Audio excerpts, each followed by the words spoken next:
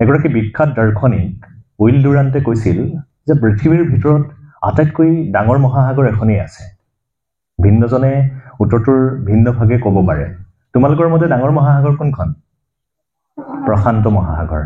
কিন্তু উইল ডুৰাণ্টৰ মতে পৃথিৱীৰ আটাইতকৈ ডাঙৰ মহাসাগৰখন হ'ল চিয়াঁহীৰ মহাসাগৰ, যিখন জ্ঞানেৰে যিখন ভৰি আছে, যিখনে গোটেই পৃথিৱীৰ মানুহবোৰক প্ৰজ্ঞাৰ গঠনৰ বাট দেখাইছে, আৰু সেই মহাসাগৰখনকে পৃথিৱীৰ আটাইতকৈ ডাঙৰ মহাসাগৰ বুলি উইল ডুৰাণ্টে কৈছে। আৰু এই আপাহতে মই আৰু এটা কথা ক'ব বিচাৰোঁ। মই কিতাপৰ কথা বৰ বিশেষকৈ কোনখন কিতাপ তুমি পঢ়িব লাগে মই সেই কথাটো কোৱাতকৈ মই এই কথাটো কৈহে বেছি ভাল পাম যে কিয় পঢ়িব লাগে। পচন্দটো বেলেগ বেলেগ হ'ব পাৰে, ৰুচি বেলেগ বেলেগ হ'ব পাৰে। কোনোবাই জীৱনী পঢ়ি ভাল পাব পাৰে, কোনোবাই সাধু পঢ়ি ভাল পাব পাৰে। কিন্তু কিয় পঢ়িব লাগে? প্ৰত্যেকখন কিতাপেই, প্ৰত্যেকটো লিখিত কথাই আমাক কিবা নহয় কিবা এটা শিকাই থৈ যায়, কিবা নহয় কিবা এটা শিকাই থৈ যায়। আমি যেনেকৈ তেজীমলাৰ সাধু পঢ়িছিলা তোমালোকে? তেজীমলা সাধু পঢ়িছিলা? তেজীমলা সাধু বুজিছিলানে বাৰু? এতিয়া তোমালোকে তেজীমলা সাধু পঢ়া, শেহতীয়াকৈ পঢ়িছা? বুঢ়ী আই সাধু আগতে পঢ়িছিলা। যিসকল সৰু হৈ আছে তেওঁলোকে হয়তো এতিয়াও পঢ়িছে। কিন্তু সেই তেজীমলাৰ সাধুক লৈ অসমৰ প্ৰখ্যাত সাহিত্যিক ৰীতা চৌধুৰী বাইদেৱে মায়াবৃত্ত নামৰ উপন্যাসখনত এটা খুব দাৰ্শনিক কথা লিখিছিল, যি কথাটো তোমালোকে ভাবা যে তেজীমলাৰ সাধুটোক লৈ আমি ইমান গভীৰভাৱে চাবলগীয়া কি কথা আছে। তেওঁ লিখিছিল, তাৰ ভাৱটো এনেকুৱা ধৰণৰ যে যাৰ ইচ্ছা থাকে সি কোনোদিন নমৰে, যাৰ ইচ্ছা থাকে সি কোনোদিন নাহাৰে। তেজীমলাৰ ইচ্ছা আছিল, তেজীমলা লতা হৈ উজিছিল, লাও হৈ গজিছিল, ফুল হৈ ফুলিছিল, তেজীমলা মৰা নাছিল। অৰ্থাৎ সকলো ধৰণৰ কিতাপেই, সকলো ধৰণৰ লিখিত সাহিত্যই আমাক এটা যোগাত্মক বাট এটা দেখাই থৈ যায়। সেই যোগাত্মক বাটটো উপলব্ধি কৰিব পৰাটো, সেই কথাখিনি আমি ভাবি বুজি ল'ব পৰাটো, সেইটো আমি নিজে আয়ত্ত কৰি ল'ব লাগিব। আমি কেনেকৈ বুজি পাম? হোমেন বৰগোহাঞিদেৱৰ এখন খুব ভাল লগা গ্ৰন্থ, তোমালোকে এখন পঢ়িবা। মই অলপ আগতে ক'লো যে কিতাপ কোনখন পঢ়িবা বুলি মই নকওঁ, কিন্তু হোমেন বৰগোহাঞিদেৱে আজিৰ বিষয়টোৰ লগত খুব নিবিড়ভাৱে প্ৰাসংগিক থকা এখন গ্ৰন্থ, কিতাপ পঢ়াৰ আনন্দ। তাতে তেখেতে উল্লেখ কৰি থৈ গৈছে যে জাপানীসকল এটা সময়ত খুব ৰক্ষণশীল জাতি আছিল। জাপান বৰ্তমান সময়ত তথ্য প্ৰযুক্তিৰ পৃথিৱীৰ আগশাৰীৰ এখন ৰাষ্ট্ৰ, তোমালোকে জানাই। এটা সময়ত জাপানীসকল খুব ৰক্ষণশীল আছিল। তেওঁলোকৰ জাপানৰ শাসকে জাপানীসকলক বিদেশ ভ্ৰমণৰ অনুমতি দিয়া নাছিল, বিদেশীসকলক জাপানত বাস কৰিবলৈ অনুমতি দিয়া নাছিল। যেতিয়া অষ্টাদশ আৰু ঊনবিংশ শতিকা আৰু অষ্টাদশ শতিকাৰ সময়খিনিত জাপানৰ সৈতে বহিৰাষ্ট্ৰৰ সংযোগ ঘটিল, তেতিয়া তেওঁলোকে উপলব্ধি কৰিলে যে সমগ্ৰ পৃথিৱীখন আগবাঢ়ি গ'ল। ইউৰোপত শিল্প বিপ্লৱ হ'ল, নৱজাগৰণ হ'ল, জাপান কিন্তু আগবাঢ়ি নগ'ল। তেতিয়া জাপানৰ শাসকে এটা কথা ক'লে যে 200 বছৰ আগতে যে ইউৰোপৰ দেশসমূহ আগবাঢ়ি গ'ল, সেই আগবঢ়াটোৰ লগত আমি ফেৰ মাৰিবৰ কাৰণে আমাৰ সময় আছে 20 বছৰ। আমি 20 বছৰত জাপানে ইউৰোপৰ দেশবোৰৰ 200 বছৰ প্ৰগতিৰ যিটো স্তৰ, সেই স্তৰটোত আমি উপনীত হ'ব লাগে। তেতিয়া জাপানীসকলে প্ৰথমেই কৰা কামটো আছিল কি, যে ইউৰোপত সেই সময়ত লিখিত যিবোৰ সাহিত্য, যিবোৰ বিজ্ঞানভিত্তিক সাহিত্য, প্ৰযুক্তিগত শিক্ষাৰ যিবোৰ সাহিত্য, সেই সাহিত্যবোৰ জাপানী ভাষালৈ অনুবাদ কৰিছে আৰু জাপানৰ মানুহবোৰক আধুনিক শিক্ষাৰে শিক্ষিত কৰিছে। অৰ্থাৎ আজিৰ তাৰিখত জাপান য'ত উপনীত হৈ আছে, সেই উপনীত হৈ থকাৰ আধাৰটো হ'ল সাহিত্য আৰু শিক্ষা। গতিকে গ্ৰন্থ অধ্যয়নে মানুহক সেই স্তৰলৈ লৈ যাব পাৰে। এতিয়া বিষয়টোৰ মাজলৈ যাওঁ। প্ৰথমতে ক'লে গ্ৰন্থ অধ্যয়ন শিক্ষাৰ্থীৰ বৌদ্ধিক উত্তৰণৰ আধাৰ।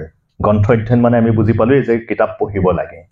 আমি কিতাপ পঢ়িব লাগে। কোনবোৰ কিতাপ পঢ়িব লাগে?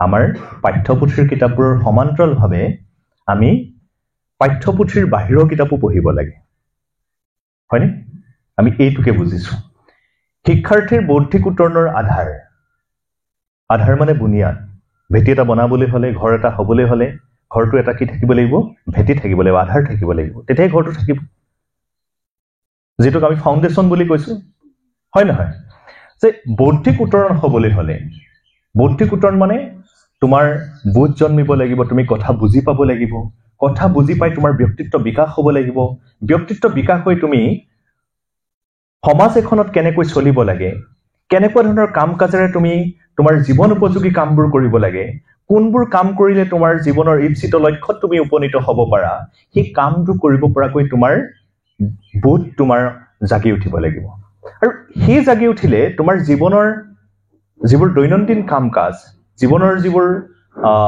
ভাল কাম কথা বতৰা সেইবোৰ যেতিয়া তুমি আয়ত্ত কৰি তোমাৰ জীৱনটোক যেতিয়া ভাল কৰি ল'ব পাৰিবা সেইটোকে বৌদ্ধিক উত্তৰণ বুলি কোৱা গৈছে গতিকে গ্ৰন্থ অধ্যয়ন কৰাৰ লগে লগে আমি কথা ভাবিবলৈ শিকো বুজিবলৈ শিকো চিন্তা কৰিবলৈ শিকো যিকোনো এখন কিতাপ যেতিয়া আমি পঢ়িম সেই কিতাপখনে আমাক প্ৰথমে কিতাপখনৰ ভিতৰৰ যিটো বিষয়বস্তু সেই বিষয়বস্তুতে আমাক ভাবিবলৈ শিকাব কিয় হ'ল কেনেকৈ হ'ল কিদৰে হ'ল এই কথাটো আমাক ভাবিবলৈ শিকাব তাৰ পাছত যিবোৰ কথা তাত লিখা থাকিলে লিখা কথাবোৰ আমাক কি কৰিব বুজিবলৈ শিকাব যে এই কথাটোৱে কি কৈছিল ইয়াৰ লগত এইটো সংগতি আছে নে নাই কথাটো কিবা অমিল যেন লাগিছে নেকি এই কাহিনীটো আগবাঢ়ি যাওঁতে যাওঁতে এইটো লাগিলে সাধুৱে হওক কাৰোবাৰ আত্মজীৱনীয়ে হওক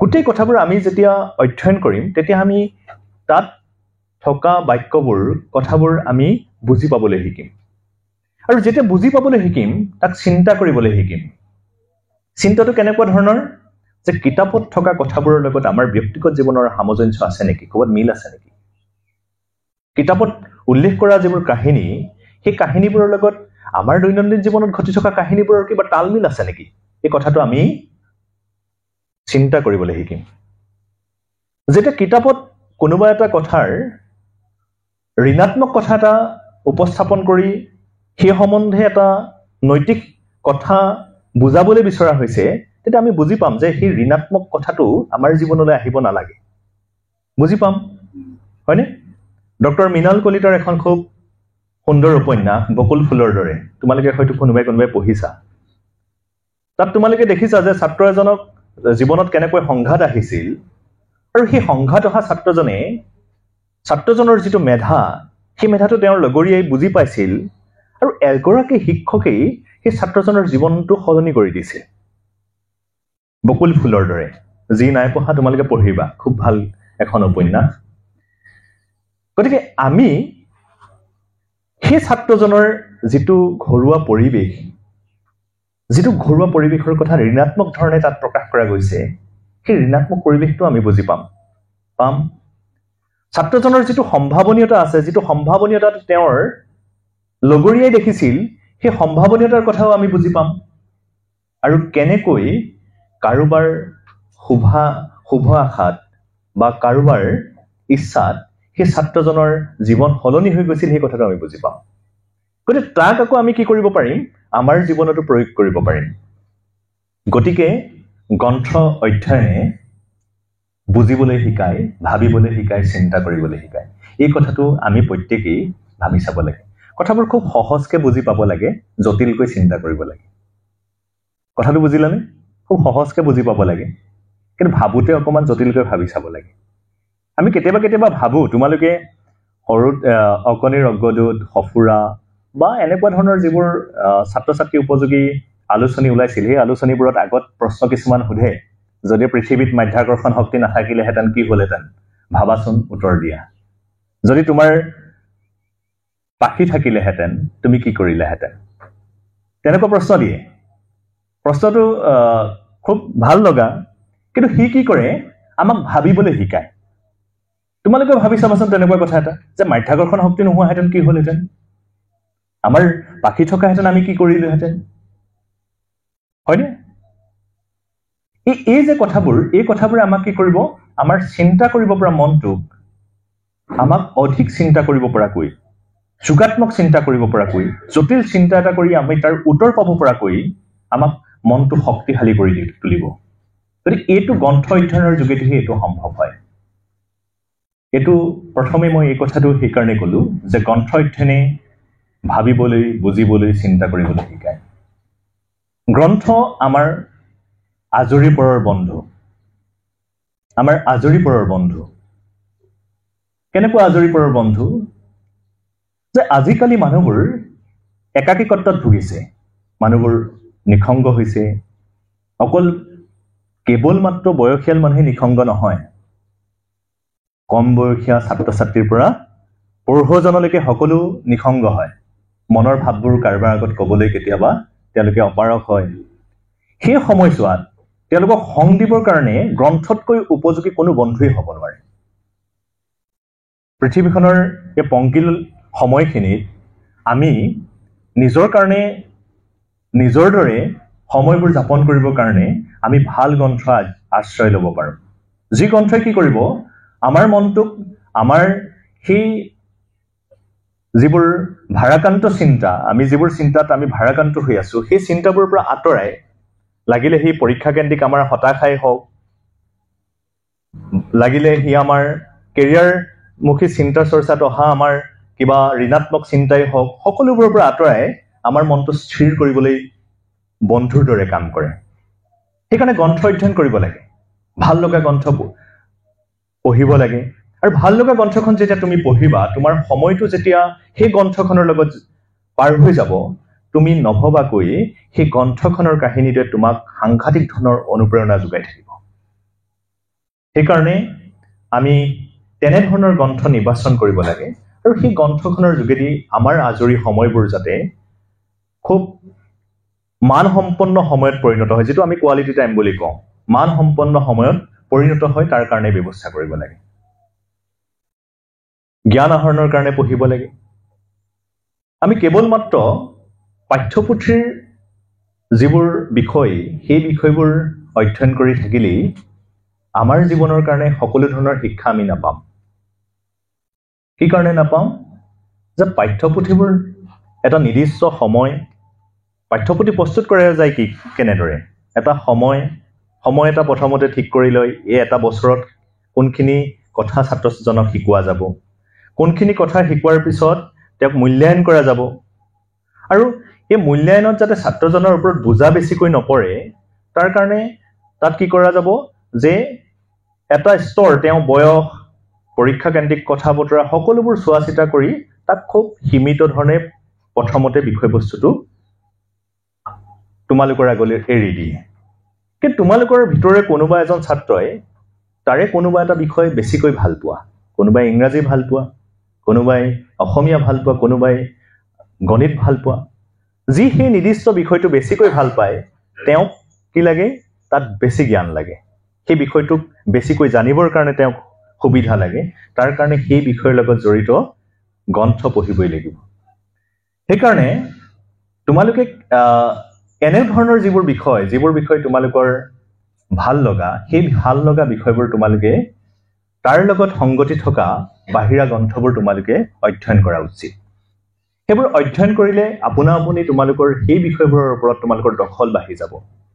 আৰু দখল বাঢ়ি গ'লেই কথা জনা মানুহেই খুব শান্তসৌম্য জীৱন যাপন কৰিব পাৰে। মানুহে কথা জানিব লাগে, হয়নে? বয়স হ'লেই মানুহ এজন পৰিপক্ক নহ'বও পাৰে, কিন্তু বয়স নোহোৱাকৈ যিজন মানুহে কথা আয়ত্ব কৰিব পাৰে, সেই মানুহজনে পৰিপক্কতা লাভ কৰে। গতিকে সেই পৰিপক্কতাটো লাভ কৰিবৰ কাৰণে, মেচিউৰিটিটো পাবৰ কাৰণে তোমালোকে গ্ৰন্থ অধ্যয়ন কৰিবই লাগিব। তাৰ বিকল্প একো নাই। গতিকে ৩ নম্বৰ মই কথাটো ক'লো, তোমালোকৰ জ্ঞান অৰ্জনৰ কাৰণে, জ্ঞান বৃদ্ধি কৰিবৰ কাৰণে তোমালোকে গ্ৰন্থ অধ্যয়ন কৰাটো ভাল। তাৰপিছত আমাক আদৰ্শ ব্যক্তি লাগে। আমাৰ এই বয়সটোৱে হ'ল বীৰ পূজাৰ সময়। আমি সাধাৰণতে 18 বছৰমান বয়সলৈকে আমি কাৰোবাক আদৰ্শ হিচাপে গ্ৰহণ কৰোঁ, ৰোল মডেল হিচাপে গ্ৰহণ কৰোঁ। কাৰোবাক ভাবোঁ যে চিনেমা এক্টৰ এজনক ভাল লাগে, এক্ট্ৰেছ এগৰাকীক ভাল লাগে, খেলুৱৈ এজনক ভাল লাগে, লাগেনে? আমি যদি গ্ৰন্থ অধ্যয়ন কৰোঁ, জীৱনীমূলক গ্ৰন্থ বা বিভিন্নজন ব্যক্তিৰ আত্মজীৱনী বা আন যিবোৰ গ্ৰন্থই মানুহৰ জীৱন ধাৰণৰ মানদণ্ডটো উন্নত কৰিব পাৰে, তেনেকুৱা ধৰণৰ গ্ৰন্থ যদি আমি অধ্যয়ন কৰোঁ, সেই গ্ৰন্থবোৰে আমাক এনেধৰণৰ আদৰ্শ ব্যক্তি নিৰ্ধাৰণ কৰাত বা আদৰ্শ ব্যক্তি লাভ কৰাত আমাক সহায় কৰে। আদৰ্শ ব্যক্তি মানে কেনেকুৱা ধৰণৰ ব্যক্তি? যিজন ব্যক্তিৰ যিবোৰ কাম কাজ কৰিছে, সেই কাম কাজবোৰৰ প্ৰতি তুমি আকৰ্ষিত হ'বা। সেই কাম কাজবোৰৰ জৰিয়তে তুমি নিজৰ জীৱনতো তেনেকুৱা ধৰণৰ কাম কাজ কৰিবলৈ অনুপ্ৰাণিত হ'বা। তেনেকুৱা ধৰণৰ তোমালোকে আদৰ্শ ব্যক্তি লাভ কৰিবলৈ কাৰণে জীৱনীমূলক যিবোৰ গ্ৰন্থ, সেই গ্ৰন্থবোৰেই আটাইতকৈ বেছি সহায় কৰে। গতিকে ই আদৰ্শ ব্যক্তিত সহায় কৰিব পাৰে। বৌদ্ধিক উত্তৰণৰ কাৰণে আটাইতকৈ প্ৰয়োজনীয় কথাটো হ'ল ব্যক্তিত্ব। আমাৰ এটা ভাল ব্যক্তিত্ব লাগিব। তুমি সেইবোৰ কামহে কৰা উচিত যিবোৰ কাম তোমাৰ বাবে ভাল কাম। তুমি সেইবোৰ কামহে কৰা উচিত যিবোৰ কাম তুমি কৰি ভাল পোৱা। কামটো ভাল হ'ব লাগিব আৰু কামটো আনৰ কাৰণে ভালো হ'ব লাগিব। তোমাৰ নিজৰ কাৰণে ভাল লাগিব আৰু আনৰ কাৰণে ভাল হ'ব লাগিব, হয়নে? তোমাৰ নিজৰ কাৰণে ভাল লগা কামটো যদি আনৰ কাৰণে ভাল নহয়, সমাজ উপযোগী নহয়, তেতিয়াহ'লে সেই কামটো ভাল কাম নহ'ব। হ'ব জানো? নহ'ব। তুমি যিটো কাম কৰি ভাল পাইছা, সেই ভাল পোৱা কামটো সমাজৰ দৃষ্টিত ভাল কাম হ'ব লাগিব। গতিকে সেই কথাটো বুজি পাবৰ কাৰণে, সেই তেনেধৰণৰ ব্যক্তিত্ব গৰাকী হ'বৰ কাৰণে আমাৰ যিবোৰ গ্ৰন্থই তেনেকুৱা ধৰণৰ শিক্ষা বা তেনেকুৱা ধৰণৰ জ্ঞান দিয়ে, তেনেধৰণৰ গ্ৰন্থ আমি অধ্যয়ন কৰিব লাগিব। গ্ৰন্থ মানে কেৱল মাত্ৰ খুব দাৰ্শনিকৰ গ্ৰন্থ পঢ়িম, কেৱল মাত্ৰ ডাঙৰ লেখক এজনৰ গ্ৰন্থ পঢ়িম, তেনেকুৱা কথা নহয়। সকলো ধৰণৰ গ্ৰন্থতে যোগাত্মক বাৰ্তা এটা থাকেনে? যেনেকৈ তোমালোকে শুনিছা, শুই থকা শিয়ালে হাঁহ ধৰিব নোৱাৰে। অসমীয়াত এটা প্ৰবচন আছেনে? ভাবি চাইছানে কি কৈছে কথাটো? ভাবি চাইছানে? কথাটো যদি ওলোটাকৈ ভাবা, শুই থকা শিয়ালে হাঁহ ধৰিব নোৱাৰে। শিয়ালৰ যেতিয়া ভোক লাগিব, ক্ষুধা নিবাৰণৰ কাৰণে সি হাঁহ চিকাৰ কৰিবই। যদি এই সময়খিনিত আটাইতকৈ বেছি সজাগ হৈ থাকিবলগীয়া কোন থাকিব লাগে? সেই সময়খিনিত হাঁহ যদি শুই থাকে, তেতিয়াহে সি শিয়ালৰ আহাৰ হ'ব। গতিকে জাগ্ৰত কোন হৈ থাকিব লাগে? জাগি থাকিব লাগে কোন? হাঁহ। ক্ষুধা নিবাৰণৰ কাৰণে শিয়ালে হাঁহ চিকাৰ কৰিবই। ভোকটোৱে ডাঙৰ নহয় জানো? ভোকটো আটাইতকৈ ডাঙৰ। ভোক মানে অকল পেটৰ ভোকটোৱে নহয়, মানুহৰ মনৰ ভোকটো ডাঙৰ। যাৰ জনাৰ ইচ্ছা থাকে, যাৰ কৰাৰ ইচ্ছা থাকে, সি জানিব, সি কৰিবই। তেনেকুৱা নহয়নে? হয়। যেনেকৈ অমিতাভ বচ্চনে যেতিয়া প্ৰথমে ৰেডিঅ' টকিত ইণ্টাৰভিউ দিবলৈ গৈছিল, অমিতাভ বচ্চনৰ মাতটো খুব গলগলীয়া আছিল। অমিতাভ বচ্চনক গ্ৰহণ কৰা নাছিল। কিন্তু অমিতাভ বচ্চন বাৰে বাৰে গৈ আছিল, আৰু এটা সময়ত অমিতাভ বচ্চনে গোটেই ইণ্ডাষ্ট্ৰিটোকে নিজে কি কৰিবলৈ সক্ষম হৈছিল? শাসন কৰিবলৈ সক্ষম হৈছিল। অমিতাভ বচ্চনৰ মতেই এটা সময়ত বোলছবি জগত চলি আছিল। শ্বাহৰুখ খানৰ যেতিয়া পইচা নাছিল, শ্বাহৰুখ খানে বলিউড চিটিত সোমাবলৈ শ্বাহৰুখ খানে টিকট কৰিবৰ কাৰণে পইচা নাছিল, বাহিৰত ৰৈ আছিল, আনৰ অনুগ্ৰহৰ পাত্ৰ হৈছিল। সেই শ্বাহৰুখ খানে ইচ্ছা আৰু আগ্ৰহ থকাৰ কাৰণেই এটা দিন বলিউডৰ শাসন কৰিবলৈ সক্ষম হৈছিল। হয়নে কথাটো? গতিকে মনৰ ভোকটো যে আমি জনাৰ আৰু কৰাৰ যিটো আগ্ৰহ, সেই আগ্ৰহটো আমাৰ থাকিব লাগিব। আৰু সেই আগ্ৰহটো এনেধৰণৰ গ্ৰন্থবোৰে আমাক দিব, যিবোৰ গ্ৰন্থত এই সংগ্ৰাম, জীৱন, এনেকুৱা ধৰণৰ কথাবোৰ থাকে।